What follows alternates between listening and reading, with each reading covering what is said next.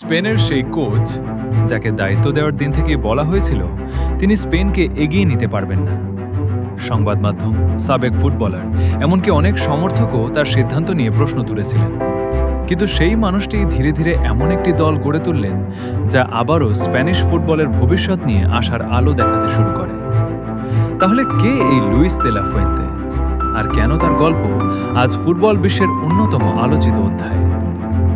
2022 বিশ্বকাপ স্পেনের জন্য ছিল হতাশা। দলটির খেলা নিয়ে প্রশ্ন উঠেছিল, বিশেষ করে আক্রমণ ভাগে ধার না থাকা এবং সুযোগ তৈরি করেও গোল করতে না পারা নিয়ে। টুর্নামেন্ট শেষ হওয়ার পর স্প্যানিশ ফুটবল ফেডারেশন নতুন পথ বেছে নেওয়ার সিদ্ধান্ত নেয়। তখনই জাতীয় দলের দায়িত্ব পান লুইস দে লা ফুয়েন্তে। এই সিদ্ধান্ত অনেকের কাছে অবাক করার মতো ছিল, কারণ তিনি ইউরোপের বড় বড় ক্লাবের সফল কোচ ছিলেন না। কিন্তু যেটা অনেকেই গুরুত্ব দেননি তা হল স্পেনের যুব ফুটবলে তার অবদান।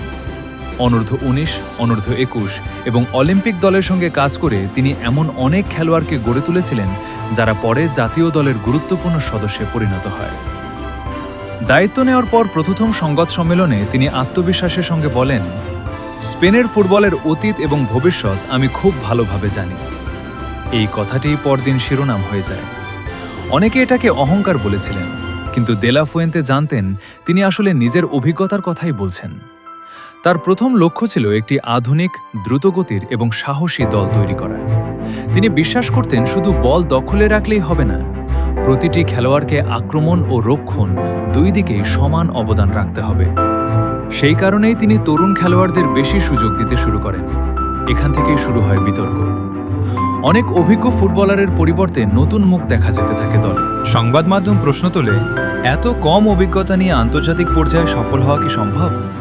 কিন্তু দে লা ফুয়েন্তে কখনো প্রকাশ্যে সমালোচনার জবাব দেননি। তিনি সবসময় একটি কথাই বলতেন, উত্তর মাঠেই দেওয়া হবে। অনুশীলনে তিনি ছোট ছোট পাস, দ্রুত ট্রানজিশন, প্রেসিং এবং দলগত সমন্বয়ের ওপর সবচেয়ে বেশি গুরুত্ব দিতেন। তিনি চাইতেন একজন ফুল ব্যাক শুধু রক্ষণে নয়, আক্রমণেও কার্যকর হোক, আবার প্রয়োজনে মিডফিল্ডার রক্ষণে নেমে আসুক। তার কাছে ফুটবল ছিল 11 জনের সম্মিলিত কাজ। তরুণ খেলোয়াড়দের প্রতি তার বিশ্বাস ছিল অসাধারণ। তিনি মনে করতেন বয়স নয়, যোগ্যতাই আসল বিষয়। যারা অনুশীলনে নিজেদের প্রমাণ করবে তারাই সুযোগ পাবে। এই নীতির কারণেই নতুন প্রজন্ম আত্মবিশ্বাস ফিরে পেতে শুরু করে। শুরুর কিছু ম্যাচে দল প্রত্যাশা মতো খেলতে পারেনি, আর তাতেই সমালোচনা আরও বেড়ে যায়। অনেকেই বলতে শুরু করেন স্পেন ভুল পথে হাঁটছে। কিন্তু দে লা ফুয়েন্তে নিজের পরিকল্পনা বদলাননি। তিনি জানতেন একটি নতুন দল গড়তে সময় লাগে। ধীরে ধীরে তার দর্শনের প্রভাব মাঠে দেখা যেতে শুরু করে। খেলোয়াড়দের মধ্যে বোঝাপড়া বাড়ে, বলের গতি বাড়ে এবং দল আরও সংগঠিত হয়ে ওঠে। প্রতিটি ম্যাচে স্পেন আগের চেয়ে আত্মবিশ্বাসী ফুটবল খেলতে শুরু করে। এই গল্প শুধু একজন কোচের নয়, এটি বিশ্বাস, ধৈর্য এবং দীর্ঘমেয়াদী পরিকল্পনার গল্প। সমালোচনা যতই হোক, যদি নিজের কাজের উপর আস্থা থাকে তাহলে সময় একদিন সবচেয়ে বড় জবাব দিয়ে দেয়। লুইস দে লা ফুয়েন্তের যাত্রা আমাদের সেটাই মনে করিয়ে দেয়। সফলতা রাতারাতি আসে না। বড় পরিবর্তনের জন্য প্রয়োজন পরিষ্কার লক্ষ্য, সঠিক পরিকল্পনা এবং কঠিন সময়েও নিজেদের সিদ্ধান্তে অটল থাকার সাহস।